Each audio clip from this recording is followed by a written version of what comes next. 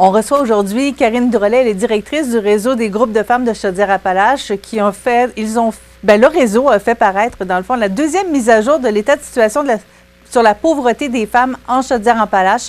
Donc, on va en parler avec elle. Bonjour, Madame Drolet. Bonjour. Tout d'abord, pouvez-vous nous expliquer qu'est-ce que c'est le réseau des groupes de femmes Chaudière-Appalaches? Oui, bien sûr. En fait, c'est un regroupement régional de 23 groupes de femmes multisectoriels. Et notre mission première, c'est vraiment de faire de la défense collective des droits des femmes. Donc, c'est pour ça, entre autres, qu'on sort une mise à jour sur l'état de situation de la pauvreté des femmes. Donc, c'est vraiment pour mettre de l'avant quels sont les enjeux vécus par les femmes en Chaudière-Appalaches. Les résultats nous surprennent toujours. On a l'impression que l'égalité est de plus en plus présente dans la société. Ce n'est pas nécessairement les chiffres que nous font voir cette mise à jour. Non, effectivement, il y a quand même comme vous dites, quelques petits pas, quelques avancées qu'on peut voir au niveau du salaire des femmes. Par contre, ce qu'on vise, hein, c'est pas d'avancer un petit peu, c'est d'avoir l'égalité entre les femmes et les hommes et entre les salaires des femmes et des hommes. Donc, oui, il y a encore beaucoup de travail à faire. Donc, les résultats, les recherches, dans le fond, vous les avez fait à partir de quels documents?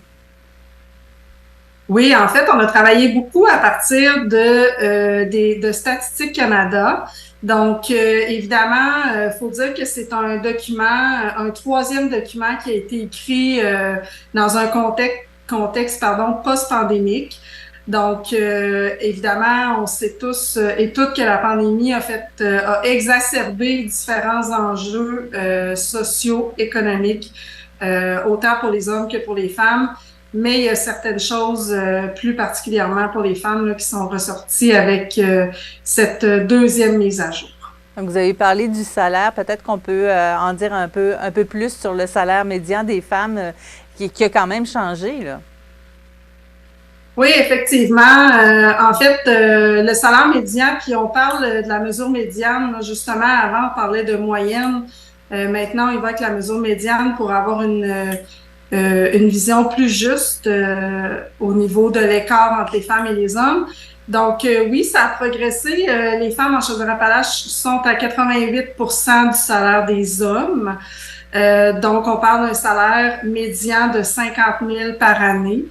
Par contre, il y a une variation entre les différentes localités de Chaudière-Appalaches et c'est pour ça que ce document-là, on l'a divisé en MRC et Ville de Lévis. C'est la première fois qu'on fait cet exercice-là parce qu'il y a vraiment une variation au niveau des enjeux, je veux dire, économiques là, pour les femmes, qu'on soit à Montmagny, à Lévis, à Lotbinière ou dans la Beauce, par exemple.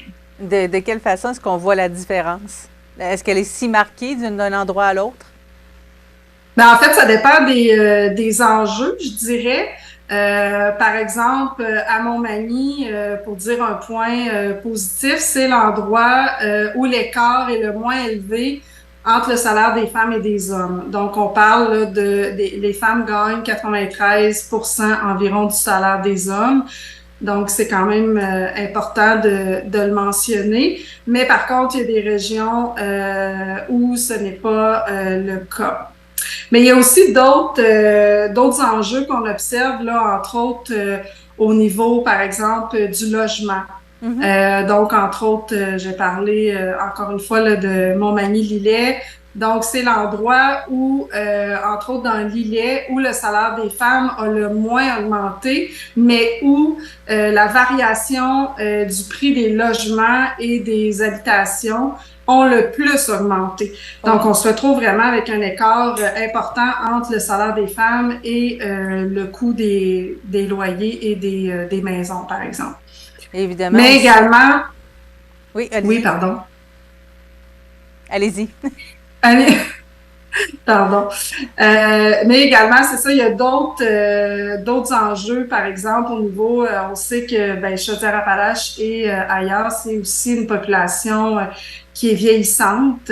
Et il y a des endroits, là, plus précisément en Chaudière-Appalaches, où il y a plus de femmes qui sont en fait une population qui est plus vieillissante, mais aussi, par exemple, à Lévis, c'est l'endroit où il y a le plus de femmes vivant seules.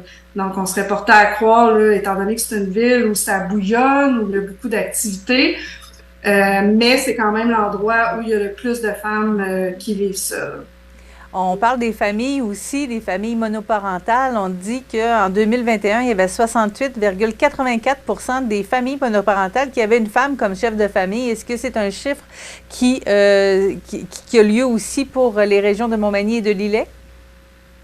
Oui, absolument. En fait, c'est vraiment un chiffre qui est assez, je dirais, continu dans la région Chaudière-Appalaches. Puis ça, ce qui est important de voir, c'est non seulement ce chiffre-là, mais c'est que ça a un impact, sachant une femme vivant seule doit supporter toutes les dépenses souvent de la famille et aussi du logement. Donc, ça amène vraiment une charge importante là, au niveau économique. Fait que c'est pour ça qu'on le mentionne dans notre état de situation. Et c'est une situation qui perdure depuis plusieurs années là, dans la région. Il y a un point qui m'a surpris.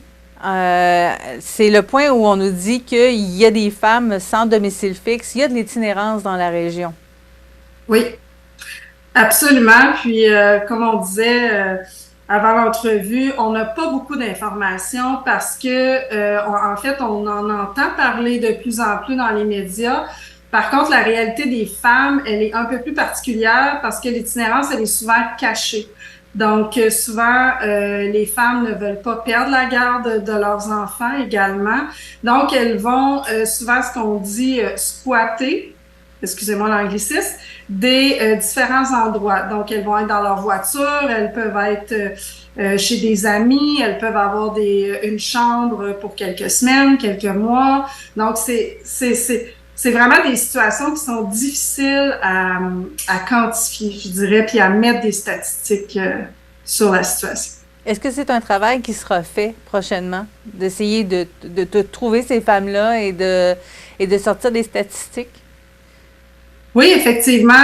En fait, le réseau des groupes de femmes Chaudière-Appalaches, on a déposé une demande pour faire une recherche-action dans la région pour aller voir c'est quoi la situation des femmes qui sont aussi à risque, parce qu'on dit en situation d'itinérance, mais aussi on essaye de voir celles qui sont à risque pour prévenir en amont. Donc oui, on espère avoir ces subventions pour pouvoir aller plus loin, comme je disais, dans cette situation qui est très difficile à mettre en lumière.